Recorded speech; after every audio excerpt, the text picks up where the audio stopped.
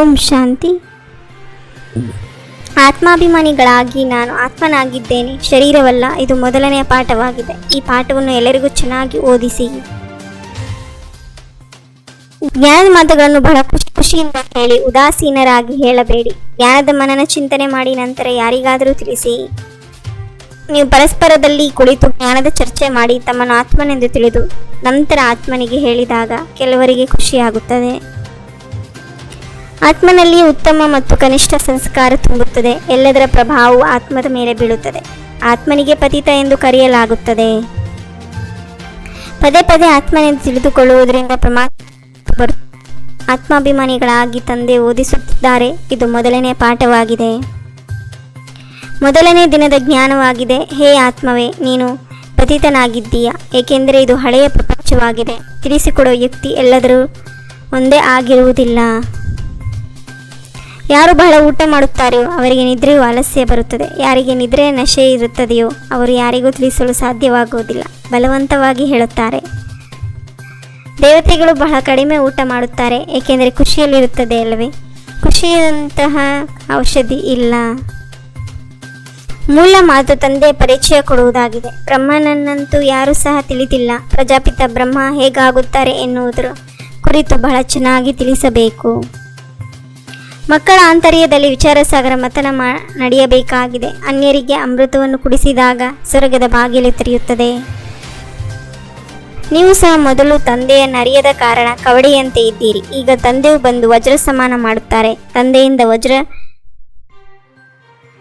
ಜನ್ಮ ಸಿಗುತ್ತದೆ. ಪತಿತ ಪಾವನೆ ಎಂದು ತಂದೆಗೆ ಹೇಳಲಾಗುತ್ತದೆ. ಗಂಗೆ ಮುಂತಾದವುಗಳಿಂದ ನೀವು ಪಾವನರಾಗುವುದಿಲ್ಲ. ಈ ತಂದೆಯು ಹೇಳುತ್ತಾರೆ, ಮಕ್ಕಳೇ ಬನ್ನಿ, ನಿಮಗೆ ವೈಕುಂಠದ ಮಾಲೀಕರನ್ನಾಗಿ ಮಾಡುತ್ತೇನೆ. ತಂದೆಯ ಆಗಮನವು ನಾಟಕದ ಅನುಸಾರ 1 ಸೆಕೆಂಡ್, 1 ಗಳಿಗೆಯೂ ಹೆಚ್ಚು ಆಗುವುದಿಲ್ಲ. ಎಲ್ಲವೂ ಓ ಫಾದರ್, ದಯೆ ತೋರಿ ಮುಕ್ತ ಮಾಡಿ ಎಂದು ಕರೆಯುತ್ತಾರೆ. ಕಾಮ ವಿಕಾರಕ್ಕಾಗಿ ಸೋತರೆ ಪದವು ಭ್ರಷ್ಟವಾಗಿ ಬಿಡುತ್ತದೆ. ಇದು ಎಷ್ಟೊಂದು ದೊಡ್ಡ ಸಂಪಾದನೆಯಾಗಿದೆ.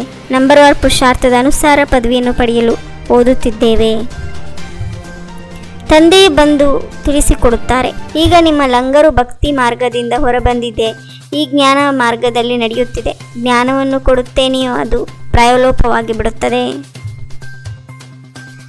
ಜ್ಞಾನವನ್ನು ಆಂತರ್ಯದಲ್ಲಿ ಅಭ್ಯಾಸ ಮಾಡಿ, ಅರ್ಥಾತ್ ವಿಚಾರಸಾಗರ ಮಥನ ಮಾಡಬೇಕು. ಪರಸ್ಪರ ಜ್ಞಾನದ ವಾರ್ತಾಲಾಪ ಮಾಡಿ ಅನ್ಯರಿಗೆ ತಿಳಿಸಬೇಕು. ಸುಸ್ತು ಅಥವಾ ಆಲಸ್ಯವನ್ನು ಬಿಡಬೇಕು. ದೇಹಿ ಅಭಿಮಾನಿಯಾಗಿ ಬಹಳ ಉಲ್ಲಾಸದಿಂದ ತಂದೆಯನ್ನು ನೆನಪು ಮಾಡಬೇಕು. ಸದಾ ನಶೆ ಇರಬೇಕು. ನಾವು ಕವಡೆಯಿಂದ ವಜ್ರವಾಗಲು ತಂದೆಯ ಬಳಿಗೆ ಬಂದಿದ್ದೇವೆ. ನಾವು ಈಶ್ವರನ ಸಂತಾನರಾಗಿದ್ದೇವೆ. ಜ್ಞಾನ ಸೂರ್ಯ ಜ್ಞಾನಚಂದ್ರನ ಜೊತೆಗಾರನಾಗಿದ್ದ ರಾತ್ರಿಯನ್ನು ಹಗಲನ್ನಾಗಿ ಮಾಡುವಂಥ ಆತ್ಮಿಕ ಜ್ಞಾನ ನಕ್ಷತ್ರ ಭವ. ನೀವು ಧರಣಿಯ ನಕ್ಷತ್ರಗಳಾಗಿರುವಿರಿ. ನೀವು ಪರಮಾತ್ಮ ನಕ್ಷತ್ರ ಆಗಿರುವಿರಿ. ನೀವು ಪರಮಾತ್ಮನ ತಾರಾಮಂಡಲದಲ್ಲಿ ಹೊಳೆಯುತ್ತಿರುವ ಆತ್ಮೀಯ ನಕ್ಷತ್ರಗಳಾಗಿರುವಿರಿ. ಸೇವೆಯ ಚಾನ್ಸ್ ಸಿಗುವುದು ಎಂದರೆ ಆಶೀರ್ವಾದಗಳಿಂದ ಜೋಳಿಗೆ ತುಂಬಿಕೊಳ್ಳುವುದು. ಆತ್ಮಾಭಿಮಾನಿಯಾಗಿ ಅಥವಾ ದೇಹಿ ಅಭಿಮಾನಿಯಾಗಿ ಕುಳಿತುಕೊಳ್ಳಿ. ದೇಹದಿನ ತಂದೆ ಸಿಕ್ಕಿದ್ದಾರೆ. ಅವರು ನಾವು ಆತ್ಮಗಳಿಗೆ ಕುಳಿತು ತಿಳಿಸುತ್ತಾರೆ. ಅವರೊಬ್ಬರೇ ತಂದೆ ಆಗಿದ್ದಾರೆ, ಶಿಕ್ಷಕನೂ ಆಗಿದ್ದಾರೆ, ಸದ್ಗುರುವೂ ಆಗಿದ್ದಾರೆ. ಇದನ್ನು ಪಕ್ಕಾ ಮಾಡಿಕೊಳ್ಳಬೇಕು. ಓಂ ಶಾಂತಿ. 21 ಜನ್ಮಕ್ಕಾಗಿ 21 ಪರಮಾತ್ಮನ ಮಹಾವಾಕ್ಯವನ್ನು ಆಲಿಸಿ ತಮ್ಮದೇ ಆದಂಥ ಈ ಚಾನೆಲ್ಗೆ ಲೈಕ್ ಮಾಡಿ, ಶೇರ್ ಮಾಡಿ, ಸಬ್ಸ್ಕ್ರೈಬ್ ಆಗುವುದನ್ನು ಮರೆಯಬೇಡಿ. ಓಂ ಶಾಂತಿ.